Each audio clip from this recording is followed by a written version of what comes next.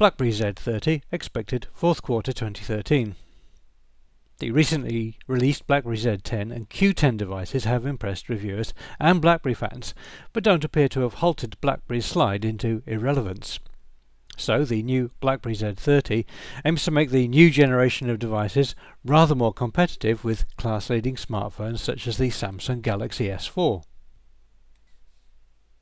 The Z30 is almost identical in every way to the Z10, except that the display is bigger and it has a faster processor and much larger battery. But rather bizarrely, the display is a lower resolution than the Z10 and it has a different aspect ratio. The 5-inch Super AMOLED panel has a resolution of 720 by 1280 pixels and a 16:9 aspect ratio, rather than the 4.2-inch 768 by 1280 pixel 15:9 pixel panel in the Z10. In fact, the screen on the Z30 is a bit more standard, and the width is more consistent with the 720 by 720 pixel panel on the Q10. On the back is an 8 megapixel camera with a 2 megapixel one on the front. Inside is a dual-core 1.7 GHz processor with 2 GB of RAM and 16 GB of onboard flash memory. The Z30 is an LTE-capable device with NFC support, with all the usual smartphone features thrown in, such as Wi-Fi and GPS.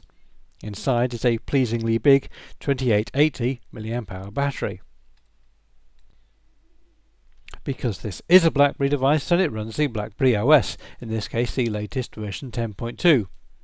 Although BlackBerry 10 is a good operating system which strikes an interesting balance between traditional design and modernity, it is unlikely to drag people away from other platforms. For a flagship device, the Z30 is rather modest. If you compare it with the Galaxy S4, then the Z30 is completely outclassed when it comes to every hardware feature, although BlackBerry 10.2 does come with many useful messaging and collaboration features as standard that rivals do not. But the other key weakness with BlackBerry is a lack of applications compared with iOS and Android smartphones.